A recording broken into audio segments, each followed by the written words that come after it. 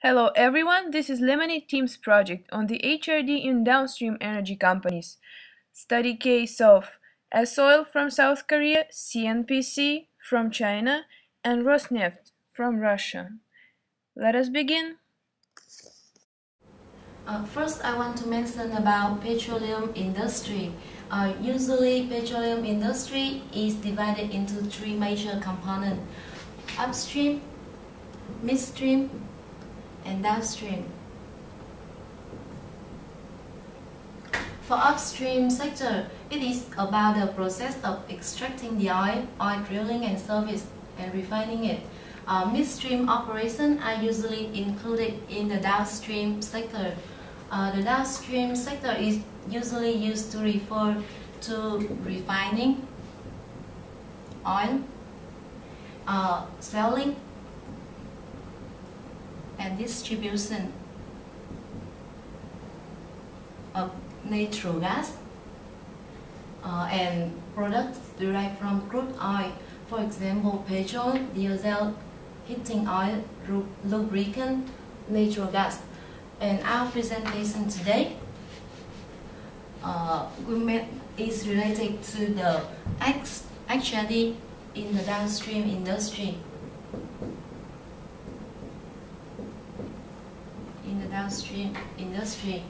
And we will talk about Korea, China, Russia. Specifically, we would mention about S-Oil in Korea, CNPC in China, and Rosneft in Russia. What about HRD and training? Downstream energy business depends not only on the resources extracted from the ground, but also on the people who are managing all these resources and operations, and workforce. That's what matters in such companies. Human resources is basically a term used to describe the individuals who are making up the workforce of any organization, and it's really important to develop it. It also has a link to a notion of a welfare, because nowadays the organization can get its competitive advantage only through a skillful and competent workforce. And to develop its workforce and to measure it create such a reliable, sustainable people society, there is a model to consider. The KSA model, the model of competency, contains three aspects. The K stands for knowledge, S stands for skills, and A means the attitude. It measures up the setting of the goals and describes all of the inclusion, all of the things the organization should have inside it. So K stands for what and when should be implemented, since the knowledge is the basis for the company's competency. A is an attitude. It shows up how we should implement our knowledge. S stands for skills, and since in downstream company all the skills are proprietary, it's really important for a company to have all of these technologies inside the skills as a black box technologies. Stalin once said that human resources are everything, and we should develop it as much as we can. To maintain and develop the workforce, there is a process one should follow. Since the main goal is to get a better result out of the process the companies are doing, there is a cycle comprises three interdependent components, which are improves organization performance. First, the organization should enhance the quality of life. Then it should invest into the human capital. And then it should utilize the production. And through this cycle, it can get a better results. CNPC, S-Oil, Rosneft, why are they so remarkable? S-Oil overview.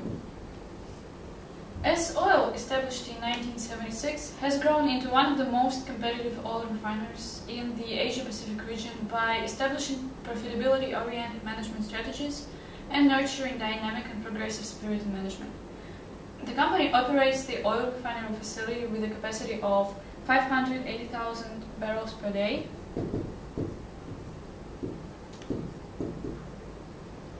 Number of its executives and employees is 2589.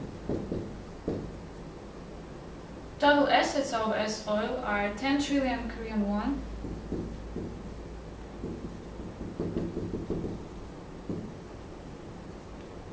And among the affiliated companies are Hankook Silicon, S-Oil Total Lubricants, and S International. S-Oil is the world's third largest oil refiner, and its key stakeholder is Saudi Aramco.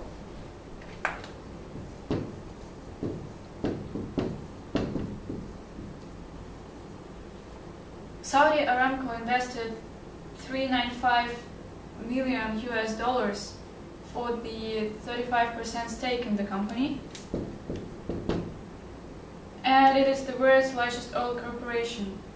And concerning the Korean party in the joint venture, it is represented by Chaebol Hanjin Energy,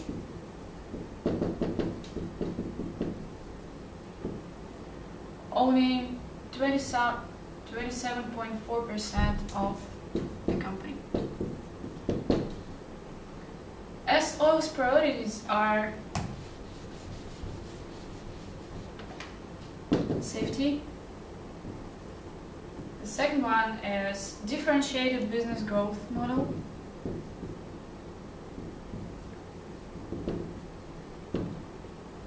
Third is growing together with the society. And the last but not the least is people, the fundamental part of S-Oil's competitiveness. Talking about strategic directions of S-Oil, there are three aspects which we should consider. Number one is further investment in the refining business. Second one is integration with the petrochemical business. And the third one is seeking out opportunities in the renewable energy industry. And so far, each year, the company has been excelling its results. S-Oil talent education. As competition becomes more globalized, S-Oil is fostering the development of experts who can shoulder the future of the company. S-Oil offers all the employees both company-wide and individualized training options to further develop their work behavior, work expertise, and leadership abilities. In an effort to nurture valued specialists, instead of focusing on the development of common work proficiencies, S-Oil hired outside experts to train the staff in more specialized job skills and capabilities.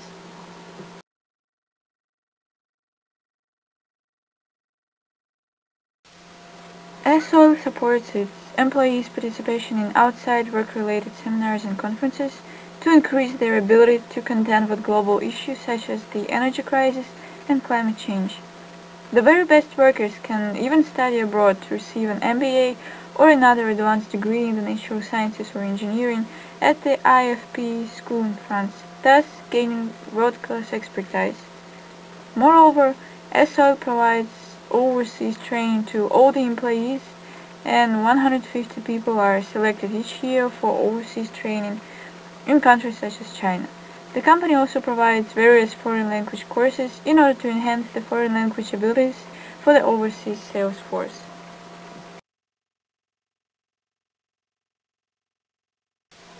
S-Oil's merit-based personnel policy takes into account each employee's personal achievements as well as his or her unit performance in order to fairly reward his or her capabilities. All executives and employees are evaluated in terms of their personal achievements and competences, and they are provided with feedback so that they can improve both the company's and their own performance. Evaluation results at the level of manager or above are used to determine salary rates which are fair and equitable.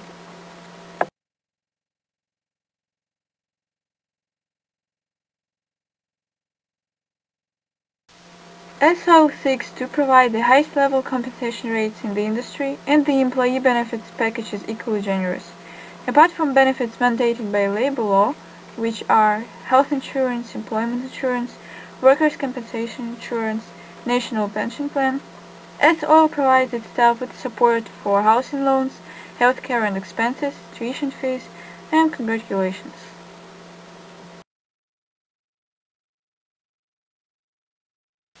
SOL has actively expanded its overseas markets by introducing a variety of competitive products from the early business stage. As a result, SOL has been able to establish a balanced marketing structure between domestic demand and exports. The company has expanded its sales network in the Pacific region, Southeast Asia, and Europe by strengthening direct supply contracts with overseas retailers and wholesale companies, and, in particular, by expanded partnerships with globally competitive companies. As a result, SOL has exported approximately 59% of its products to 23 countries. Furthermore, the company will expand its overseas sales base through the expansion of the sales network to strengthen customer service in the face of intensifying competition. Nowadays, because of the rapid increase in the demand for oil brought by Chinese advanced economic groups, more than 10% in recent years, the Asia country has become the world's second largest petroleum consumer after the US, and China's state-run petroleum companies, which are responsible for China's oil production and supply, continue to be the focus of great attention both inside and outside of the country. Here are three major Chinese petroleum companies.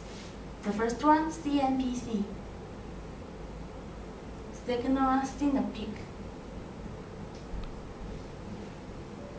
Third one, CNOOC.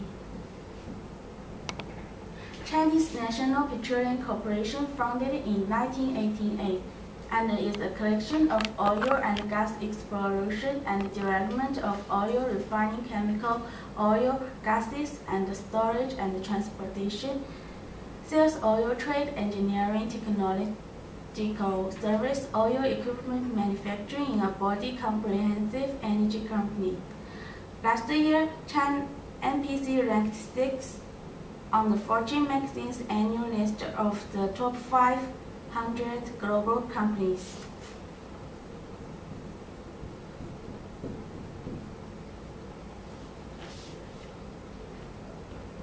Being Chinese government-controlled bureaucracy, the national oil companies are conducting business operations based on government policies.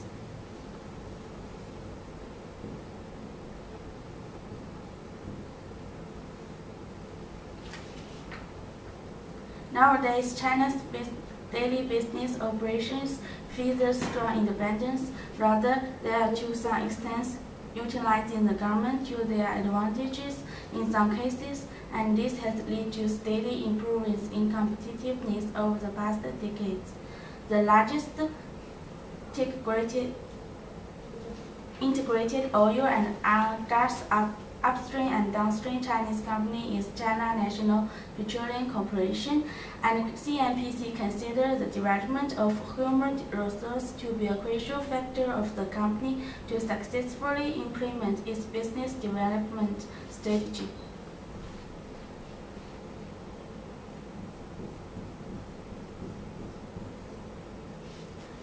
The HRD in downstream sector of which we have chosen to analyze. So here are some facts about CNPC HR system. Since the company is based in China, it claims to use a democratic system within each company's department. The Human Resource Department is doing its best to develop and maintain huge workforce of 1,700,000 employees.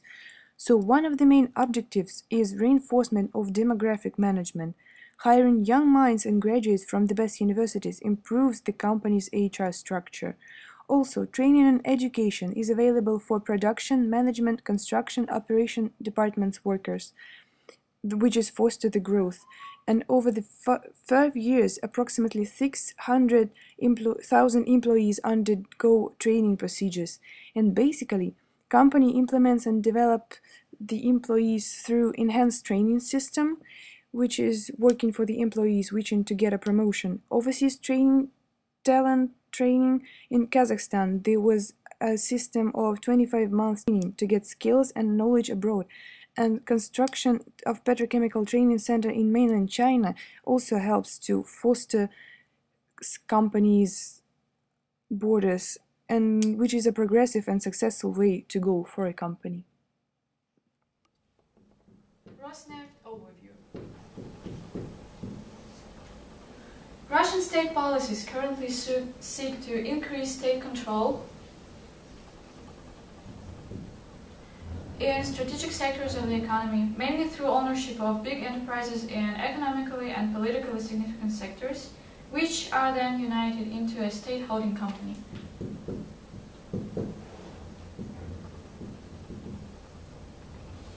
Through this state holding company, the government can then control the respective economic branch and influence its development directly.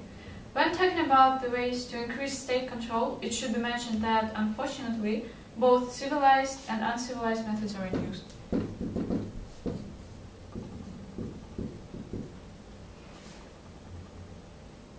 While the former clearly prevail across the economy as the whole, the latter have received much greater publicity. In most cases, the state does not directly acquire ownership, but rather acts through state-owned companies like Rosneft.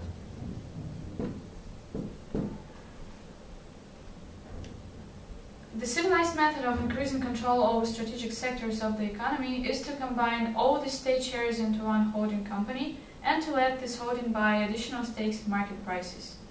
While the uncivilized method is based on manipulated allegations of legal wrongdoings, which lead to pressure in the form of bad publicity, confiscation of company documents, frozen bank accounts, hefty fines, and the arrest of senior managers, like it happened to Khodorkovsky, Yukos.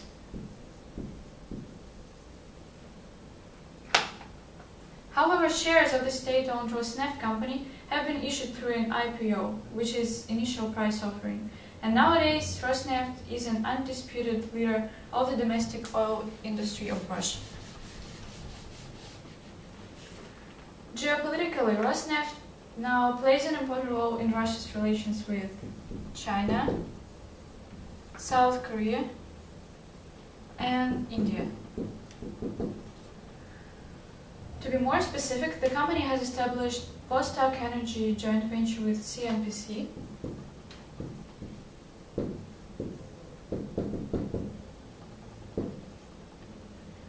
and regarding affairs with Korea, Rosneft allows Korea National Oil Company to participate in the West Kamchatka Shelf exploration at 60-40% basis. It as well has alliances with ExxonMobil, Statoil, Eni, and strategic partnership agreements with various Russian companies. The Rosneft company begins to work with prospective employees when they are still at school or university, seeing this approach as the only way to build a professional team in the future. For this purpose, the company for many years has been maintaining the school-university company continuous education system. This system was an important factor that helped the company attract over 2,500 young talented professionals who work for it today.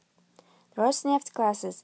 In 2010, the corporate pre-university training program covered almost 1,500 students of 60 Rosneft classes in 30 cities, virtually in each company's region of operations. Almost all graduates of Rosneft classes enrolled in universities, with most of them choosing specialties related to the oil industry. Cooperation with universities. In 2010, the company collaborated with 26 universities that provided training in specialties demanded by Rosneft's operations. In particular, a new training and laboratory building of the Oil and Gas Institute at the Siberian Federal University, constructed with financial support from Rosneft, was commissioned. In order to foster students' motivation for academic achievement and to support best university teachers with research interests relevant to the company, in 2010, Rosneft provided corporate scholarships and grants to 330 students and 12 university teachers.